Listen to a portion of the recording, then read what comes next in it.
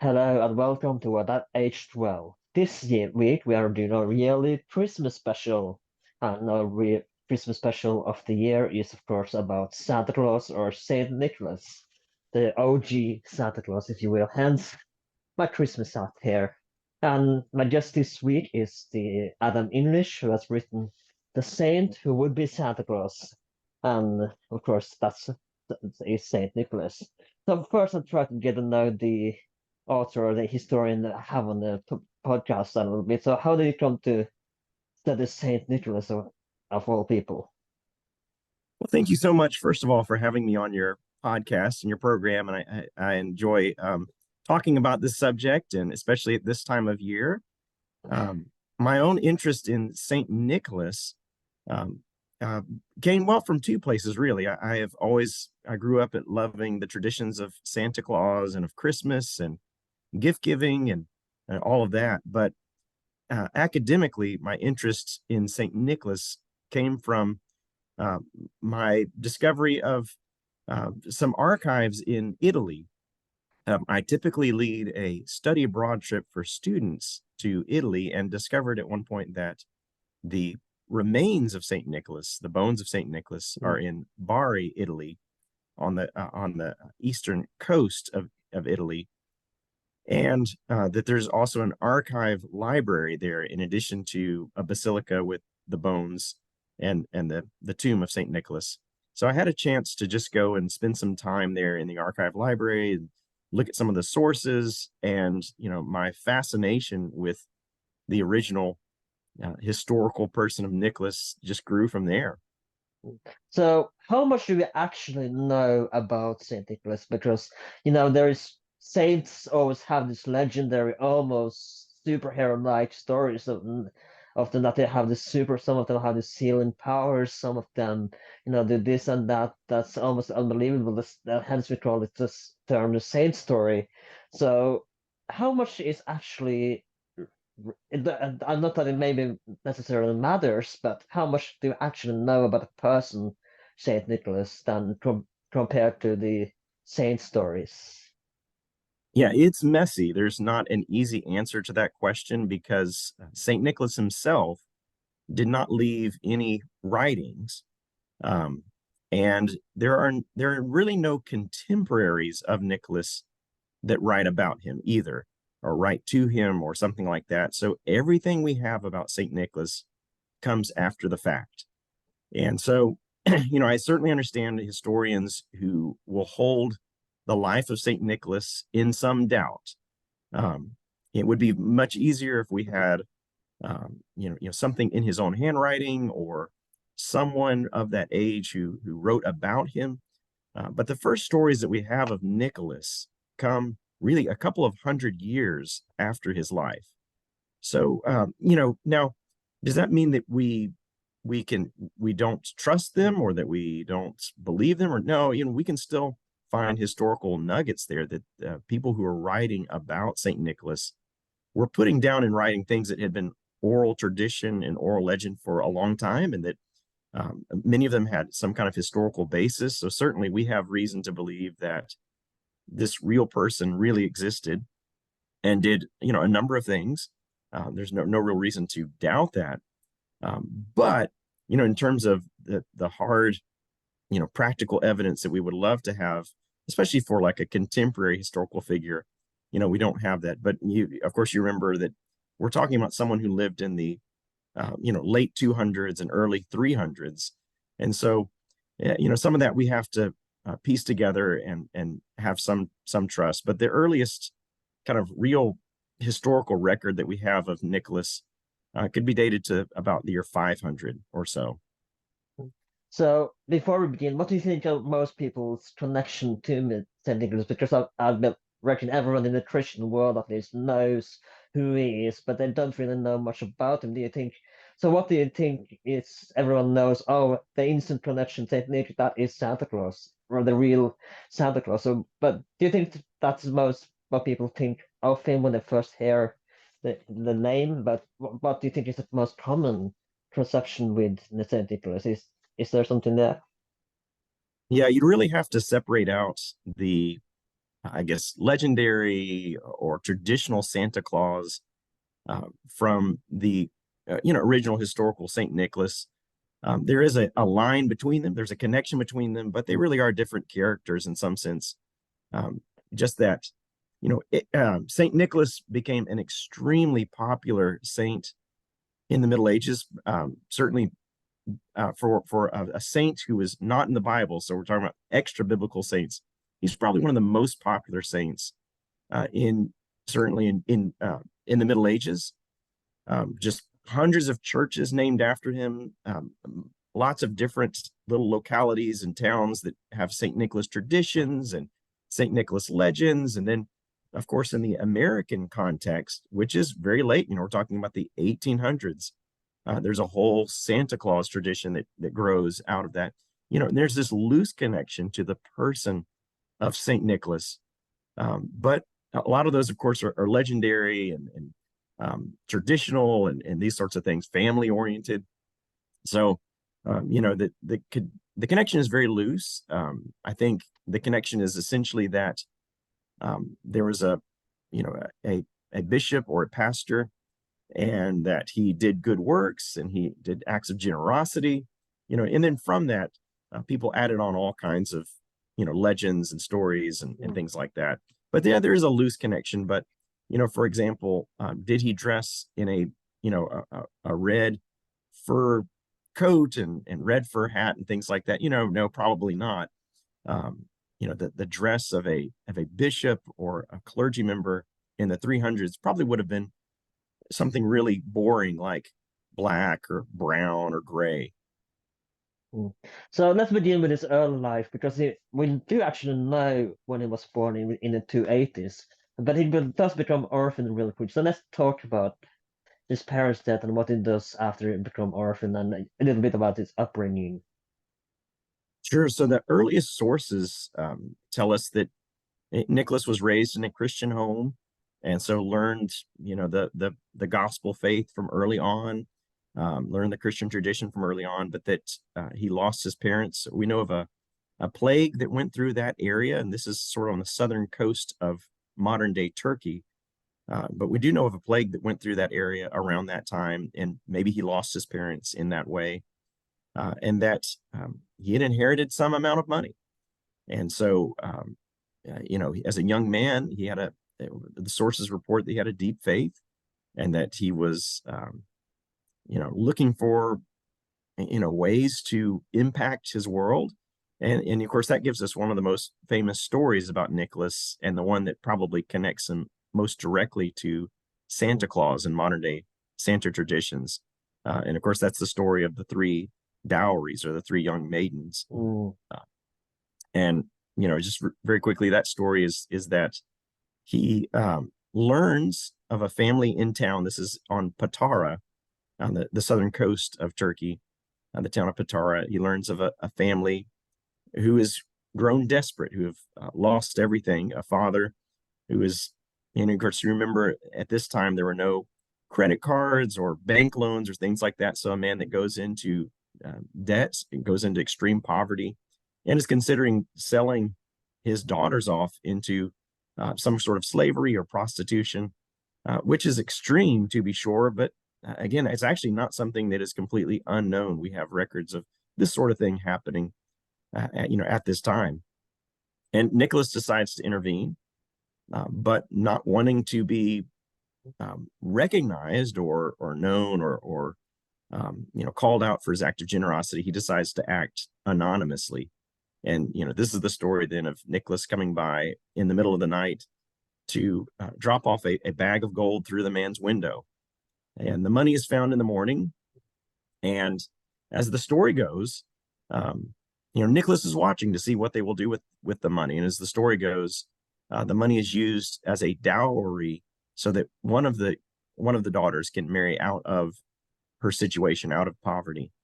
And so Nicholas returns a second time with the second bag of gold, and the second daughter marries off. And then, as the story goes, on the third night, the third time that Nicholas delivers a bag of gold, the father is up and waiting. And when he hears the gold hit the floor, he runs out and grabs young Nicholas and turns him around and demands to know who he is. And Nicholas says, I'll tell you, but on the condition that you can't tell anybody about this, and reveals himself to be Nicholas. Um, there's a lot about this story that obviously then connects to the Santa Claus story of a nighttime visitor, someone delivering gifts in the middle of the night But it was not anonymously, through the chimney. but not through the chimney. I mean, the early stories have it through an open window. And then kind of later versions of the story say that Nicholas arrived and the windows were locked. And so he dropped the money down the chimney, where it landed in a stocking that was hanging there by the fireplace drying. So you do have stockings and chimneys in later versions of the stories. But, again, that's, what do you make of that story historically? How much truth is in it? It's hard to say, although two things that work in its favor. It's a fairly unknown type of story. It's not a typical saint story, or it doesn't involve any kind of miracles. It's not a retelling of some other story that might make you think this is completely legendary. It seems like kind of a new story, and It's plausible. yeah, so there's a sense in which it's possible because it's not a miracle story, and it's not just a rehash of an older story that everybody already knows. And we have kind of from early murals and paintings on walls, reproductions of this story on chapels and monastery walls and things like that. So it was a story that was known very early about Nicholas. So let's talk about the next big thing that happens in Saint Nicholas' life, and that is Constantine decided to have the Council of Nicaea. And there is my understanding that we have to talk about, of course, the legend, their story that he supposedly punched another bishop in the face at the council. But there is also some debate. It's my understanding from listening to another podcast about Saint Nick that there was doubt, was he there or was he not there at the Council of Nicaea? So, what is your take on this? And so let's talk a little bit about the Council of Nicaea. Sure. For your audience, the Council of Nicaea met in the year 325, and really is a watershed event in Christian history. So Constantine becomes the emperor of the entire Roman Empire, kind of of the West and the East in 324, defeating Licentius. And, one of the first thing he does is calls a council of Christian leaders, Christian bishops together to essentially, they want to resolve a number of things, but essentially kind of resolve some of the questions and differences between the various branches of Christianity at this point. They meet in the town of Nicaea, which is just beneath what will be Constantinople. Constantine is reformulating the city of Byzantium to be the new Rome, which will be Constantinople. They're building, capitol buildings and palaces and things like that. And he takes up a temporary residence in the town of Nicaea. And so he's, issues a letter for all bishops to attend. And they work out a number of things. One is they work on the date of Easter. So some of it's just really practical stuff about trying to harmonize Christianity, trying to get some sort of, consistent practice within the Christian church about the date They of try to Easter. find out what Christianity should be like, what actually the Yeah. religion should be. So some of it is that they're trying to say in a definitive way what something about the person of Jesus. So what is the relationship of Jesus Christ to God, and in what sense? So everybody this gets pretty technical, and I do apologize for that, but it's also important in the history of Christianity because everybody, in the Christian world at that point certainly worshiped and acknowledged Jesus Christ as God's Son, as divine. But there was some confusion or ambiguity about how divine is Jesus. Is Jesus the Son of God as divine as God the Father, or divine in some lesser way. So that's a really technical point, but the difference there is Christianity a monotheism? Is there just one God, uh, expressed as God the Father and God the Son and God the Spirit? Or is Christianity something like a tritheism or a bitheism or something like that? Are there multiple gods? Is there God the Father, and then a little lower is there God the Son, and then as different is there God the Spirit? So really, they're trying to figure out, is Christianity a monotheism with three expressions of God, or a tritheism? So that's a pretty big thing to you know to figure out. I mean, it's very technical, but it makes a huge difference if Christianity has one God or two or three gods. So that's what they were trying to figure out. Now, most, by and large, most people were on one side of this. We're on the kind of monotheistic side, that the Father and the Son are the same essence and substance. But there was a minority opinion that said, no, I think that they are different. And that's the camp of Arius, and there were a couple of bishops there who represented that camp.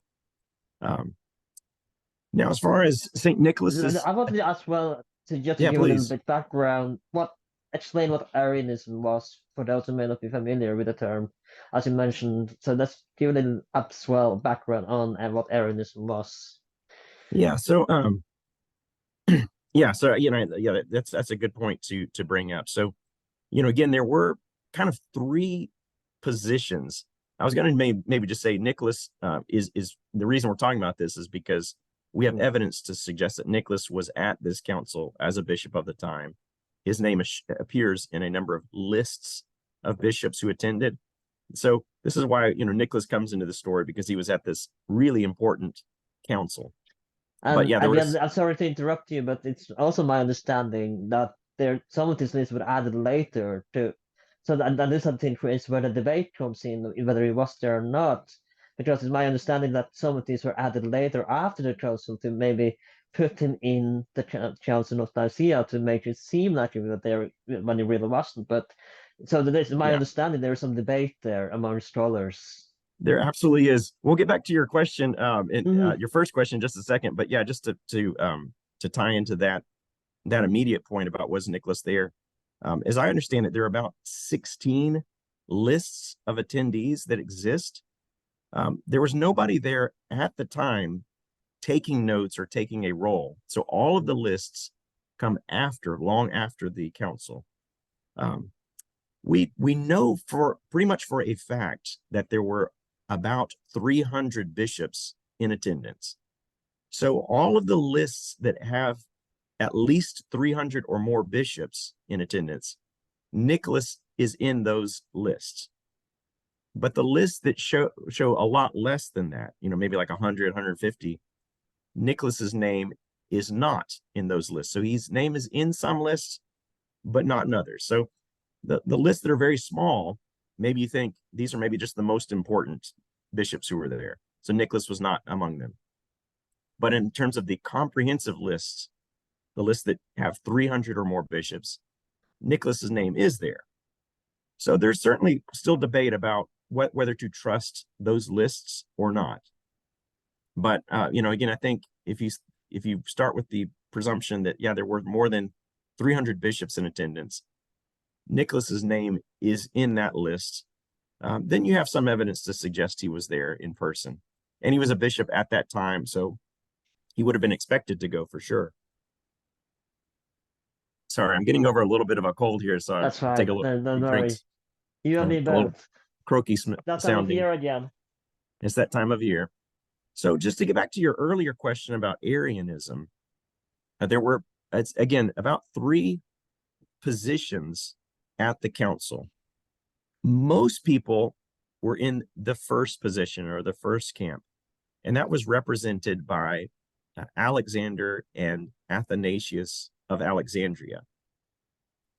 And this is what will become the Orthodox position. Basically, they answered the question: is the Son, is the Son God in the same way that the Father is God? And they answered yes. They are the same substance, the same essence. So they use that Greek term homoousios, same substance. And then there was the Arian camp, represented by Arius and Arianism, which answered the question, is the Son God in the same way that the Father's God? They answered no. The Son is a different substance than the Father. You have God the Father, and then as a different substance, a different essence, God the Son, heterousios. Sorry. And then the third position was a mediating position. You have Eusebius of Nicomedia suggesting maybe we can compromise here, find a middle position, homoiousios. Maybe they are like substances or similar substances. Maybe the Father and the Son are kind of like each other in a similar sort of way. Like father, like son. Yeah, can we split the difference here? And as you may know, of course, then the ultimate decision of the council was to reject the compromise position and to reject Arianism, ultimately siding with Alexander and Athanasius of Alexandria in homoousios. And so they produced the Nicene Creed, a creedal statement, which has a long paragraph spelling out just what that means. So some famous language describing the Son as God from God, light from light, true God from true God, begotten, not made, of one being with the Father.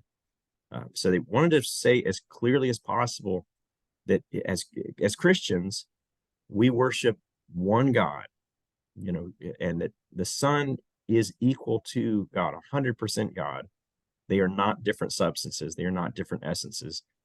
So Arianism has come to be known just simply as that belief that in Christianity you have kind of 2 or 3 different kind of beings within God.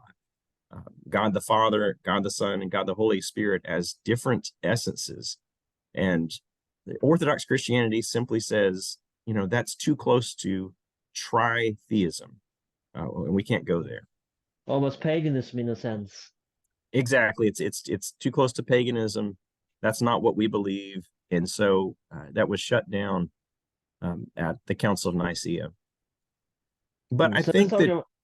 Sorry, yeah. Arianism is one of those. Well, yeah, Arianism is one of those things that it was shut down, but it's still it's still with us. I think it's still, as people just kind of naturally think about the Trinity, God the Father, Son, and Holy Spirit, people tend to explain it in their own minds in Arian ways. So Arianism, I think, is kind of a natural way to think about it. And it's not until you give it a lot of really hard thought that you end up rejecting Arianism and coming to something more orthodox. So anyways, that's all to say, yeah, it was dealt with at that time, but Arianism is something that never really went away. So let's talk about the story where they said Nicholas punched. What was the Yeah, deal there? That he punched another bishop at the good. council. What was the deal? Good. Yeah, let's circle back around to that. Thank you. Yes, so from what we can surmise, Nicholas was in attendance, but there were no records of who said what. And so it doesn't seem to be the case that Nicholas really had much of a role there. But Nicholas became such a popular saint that people wanted to give him some role later, a legendary role. So it wasn't until the late 1300s that you have a new story about Nicholas starting to emerge. And in the first version of the story, Nicholas at the council hears, it's just called an Arian speaking heresy, and he's so zealous for his faith that he just, he can't take it, and so he gets up and punches this Arian, slaps him. And then later versions of that story will change it from just an Arian to Arius himself. And the problem is that because Nicholas has physically assaulted someone in the presence of the Emperor Constantine, this cannot be tolerated. And so the bishops the other bishops present there sanction Nicholas, essentially punish him by stripping him of his bishop's robes. They burn off his beard and they imprison him because of this act of violence that he's committed in front of the emperor. And as the story goes, Nicholas is languishing there in prison when Mother Mary and Jesus both come visit him in his prison. And to prove that, Nicholas was right, they restore his beard and they restore his, his clothing. And in the morning, when the bishops come and visit him and they see that his beard has been restored and his clothing are back on, they understand that Nicholas was defending the truth, defending orthodoxy. And so they let him out. Now, obviously, that is just a legendary story. It came very late in the tradition. It is really no historical basis whatsoever. In Not fact, even for Mary and Jesus showing up? Not even for Mary and Jesus showing up. No, I'm sorry to say.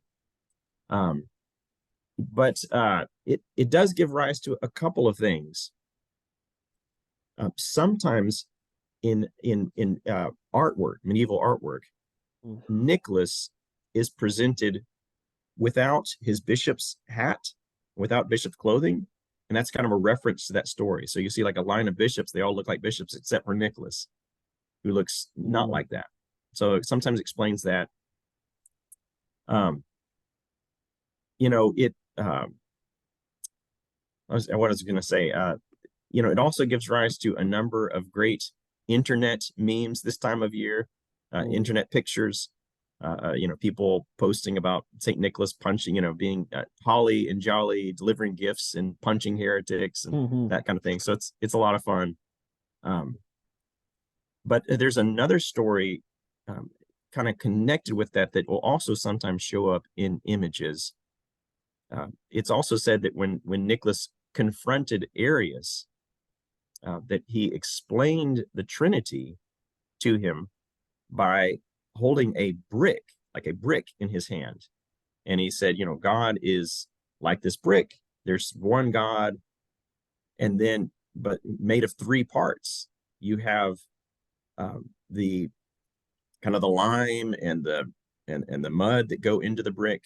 You have the water that goes into the brick, and then all that gets fired. It gets heated and baked into a single brick. So in this one brick, think of God that way. You have the Father, Son, and Spirit. You have the clay, the water, and the heat that form this one brick. And as Nicholas is explaining this, the brick bursts into flames, and water trickles out, and it reduces down to dust and water and mud and flames. So sometimes you'll see pictures of Nicholas holding a flaming brick, which is very strange from a just a Santa Claus perspective. It does not make any sense. But that's the origin of that picture.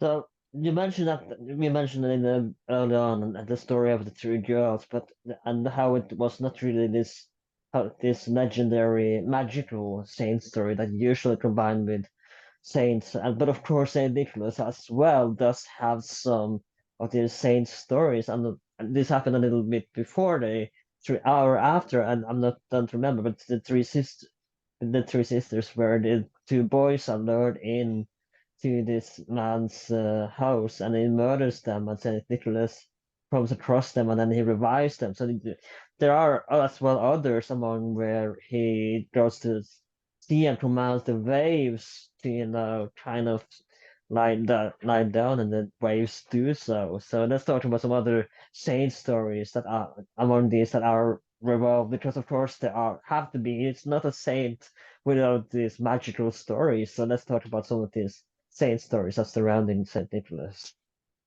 There are so many other saint stories about Saint Nicholas. As I mentioned, he's one of the most popular, maybe the most popular saint, certainly in medieval Europe.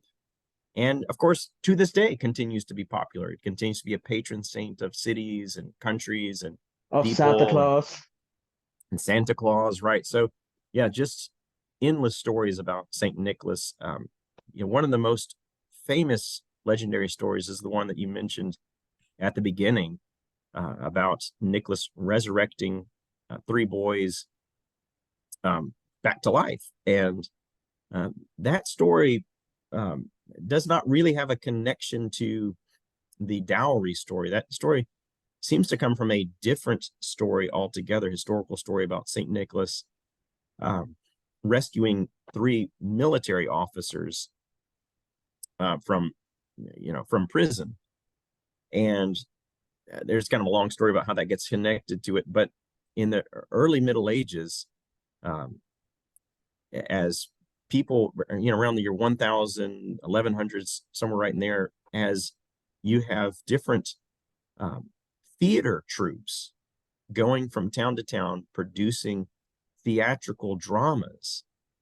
Nicholas stories were among the first non-biblical Christian-based, stories that they did. Of course, a lot of times they would go town to town and do, maybe a Bible story, a theatrical production of a Bible story, or maybe just some kind of local other kind of story. But Nicholas stories became very popular to reproduce, and this was certainly one of them.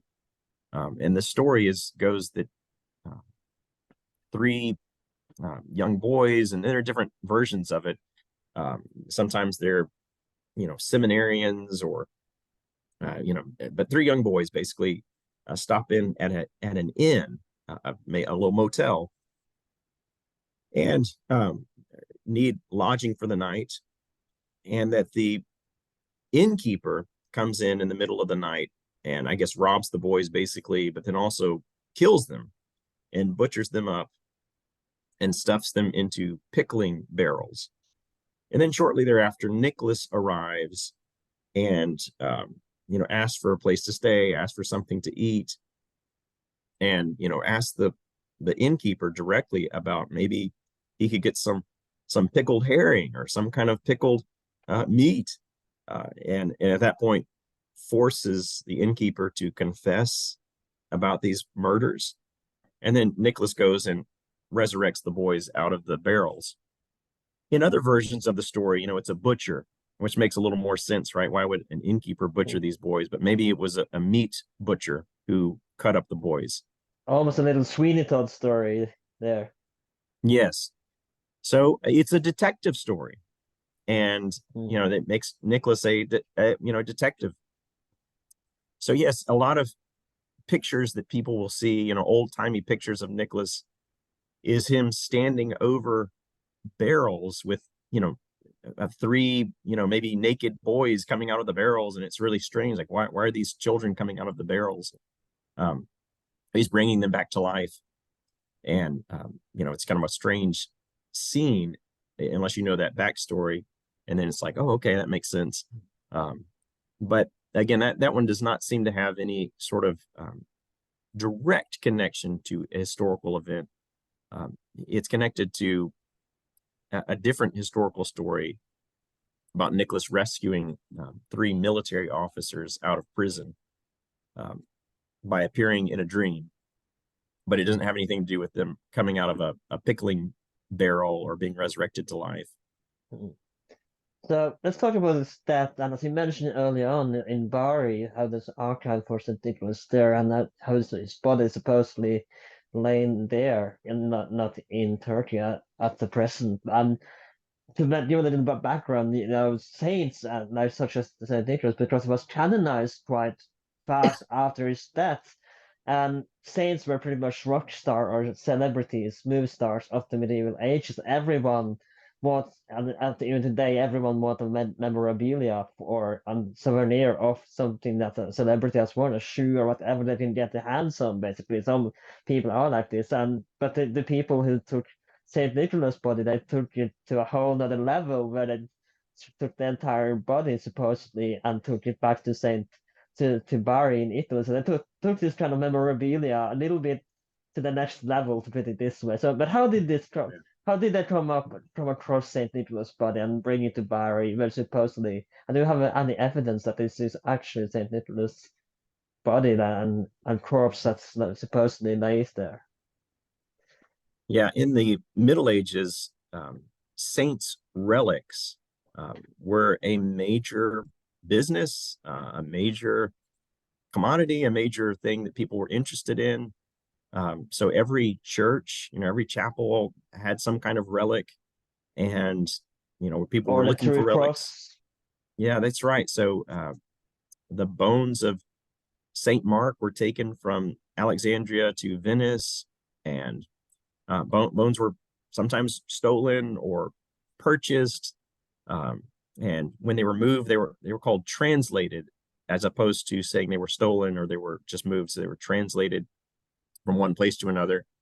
But everybody was looking for some kind of special saint to have in their chapel or their church or their place. Um, and at this time, um, Turkey, where Myra, where Nicholas was buried, um, had been taken over by the Seljuk Turks, and Christians were losing the ground there, and had been for a long time. And so there was some feeling that the bones of Saint Nicholas were vulnerable, that they might be destroyed by the Muslims who took possession of the town, or that they might just be lost forever. And so a number of groups, the Venetians included, were planning to take the bones and move them to safety, or just relocate them. Sailors from Bari arrived first with the plan, and so they went into the church of Saint Nicholas, where he was buried there in Myra, Turkey, which is today Dimra, Turkey, and found the tomb of Saint Nicholas, broke into it, and then scooped out the bones and brought them back to Bari. Short time after that, some sailors from Venice arrived in Myra and scooped out the remaining little fragments of bones. So there are some bone fragments also in a church at Lido outside of Venice. And then the most of them, though, are in Bari, Italy. Have there been done DNA tests on the body or such that to confirm that it is indigenous? So some have on certain sculptures that have both been disproven and approved of this type of kind of thing. Yeah, I mean, proving with total certainty that these are the bones of Nicholas would be probably almost impossible. We have firsthand accounts of the raid on Myra and the stealing of these bones, or the taking of these bones. So we have people who were there at the time who talked about what happened. So we certainly believe the story that they stole bones from Myra, from this church. Now, to your question, how do we know that they stole the right bones? That's a good question, and I don't have a good answer for you. I don't know. Even if you did a DNA test, I don't know that what it would prove. That I mean, we don't have Nicholas's original DNA to match it against, right? So to this day, yes, if you talk to like the Turkish archaeologists, they will, sometimes you'll have people who disagree and say, no, they about every year, if you just watch the news, there's some news story coming out of Turkey, and the archaeologists say, oh, no, they didn't steal the actual bones. There are different bones that have not been stolen and that are actually still here. And who knows? I mean, it's a lot of back and forth. But we can trust that in 1084, that sailors from Bari actually took actual bones from the church at Myra that they believed to be St. Nicholas and moved them back to Bari. And there's ongoing excavations of the church in Myra, of different tombs and things like that. But again, at this point, just about all of them have been broken into and raided, and just compromised in a lot of ways. Did you see the bones yourself when you were in Bari in the archive? So the bones are buried kind of in a sarcophagus, so they're not on display. So you can see the tomb of St. Nicholas, but not the bones themselves.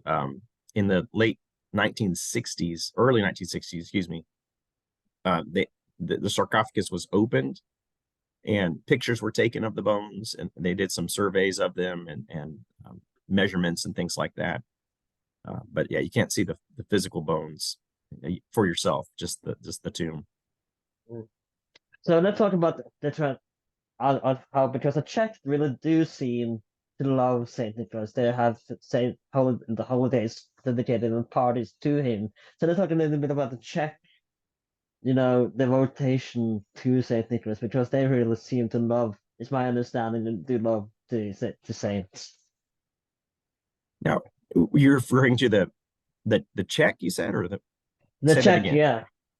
The Czechs does seem to love the according to Dr. Eleanor Janega, there is on her podcast interview, there was seemed to be that they do really love to have festivities in December, and on December 5th there's this really big holiday dedicated to and party dedicated to Saint Nicholas on this saint day. So they do seem to be quite devoted to Saint Nicholas. Yes. In especially in Europe and in many different parts of Europe, there are many different celebrations and festivals of Saint Nicholas to this day. Among the Dutch and the Spanish and certainly the Czech and um, the Swedish, and so it's just the British, just about everybody. The French have some kind of celebration.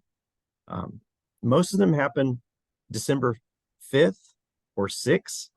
So December 6th is St. Nicholas Day. Mm. And so a lot of times on the 5th, the day before, there's a really big St. Nicholas celebration, um, gift exchange, family meals, parades, that sort of thing.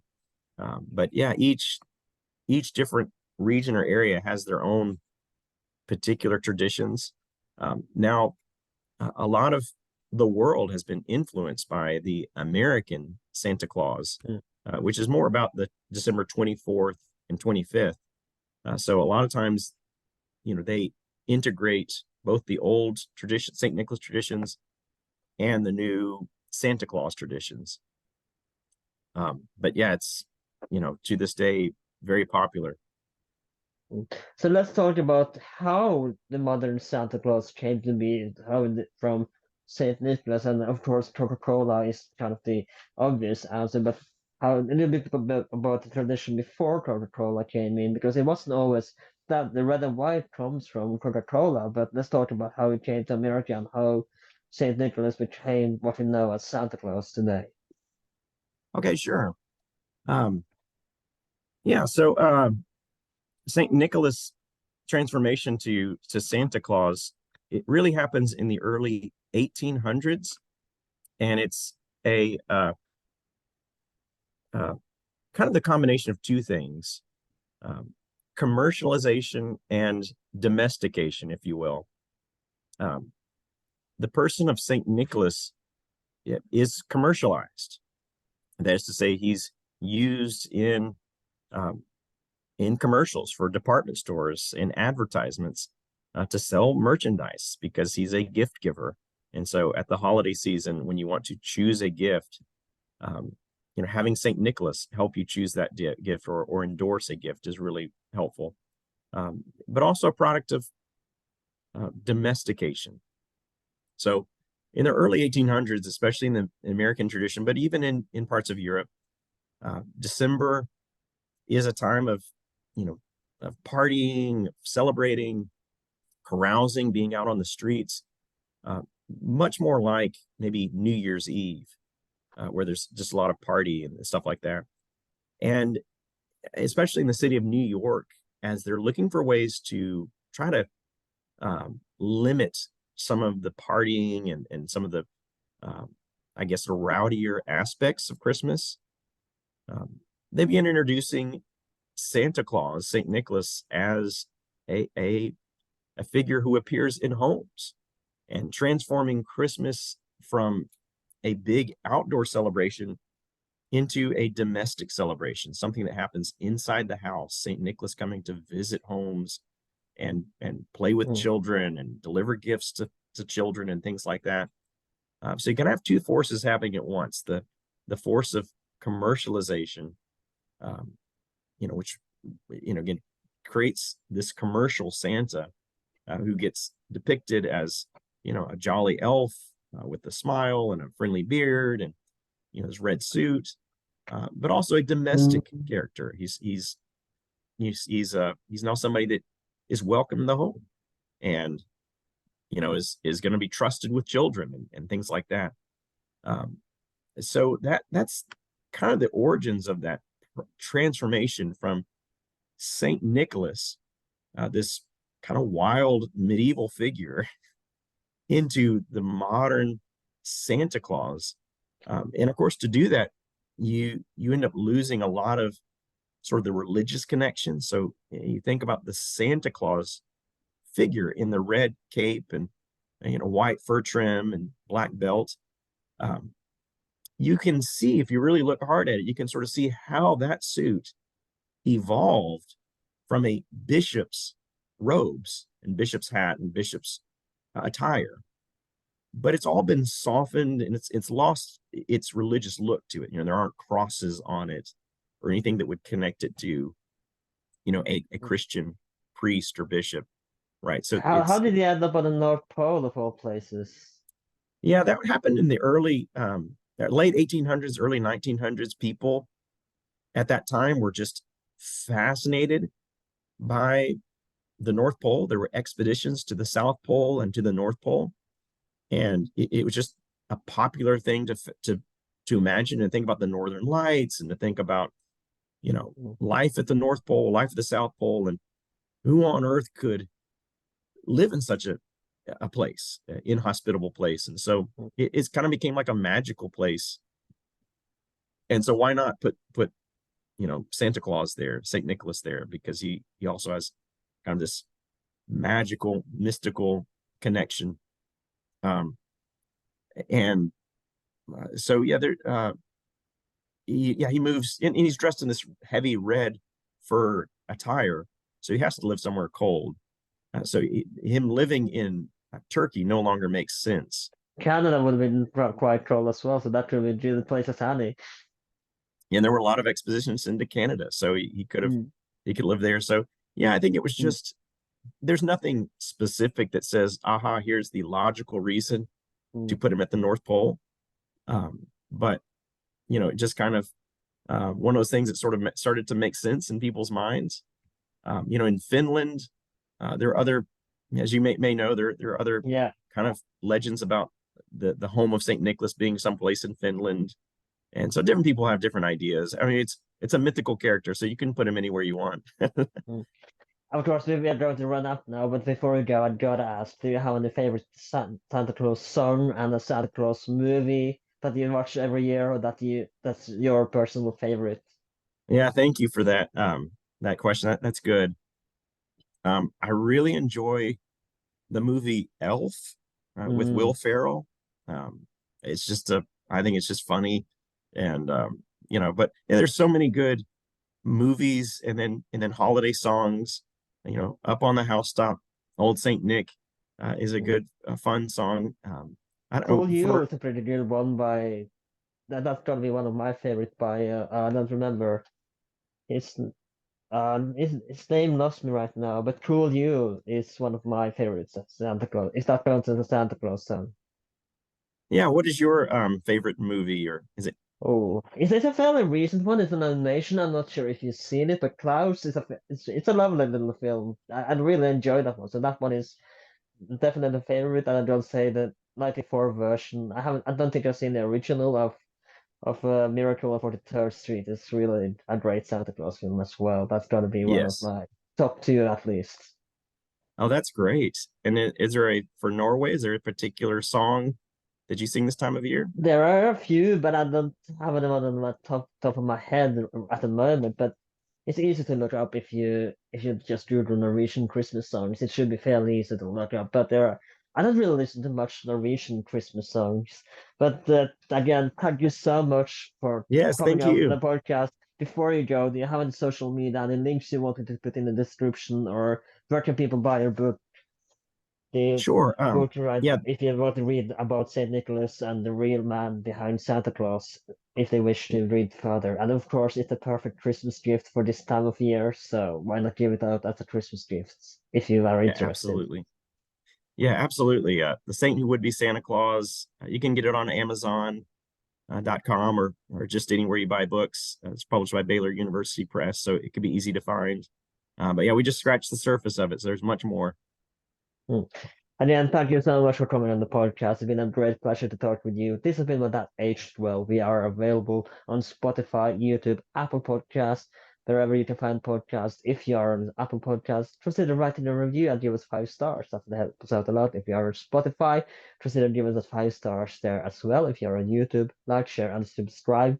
We have also recently joined Threads on the With That Aged Well. We are on Twitter/X. Well, Instagram, same. Then please like, share, and subscribe, and I'll see you next time. Also, before I go, please please check out some other Christmas specials we made. We made such as the Christmas Truce of 1914, the origin of Christmas from early on until modern times, and Saturnalia, Christmas, and of course most recent on Saint Nicholas, which you heard today. My name is Alan, and I'll see you next time.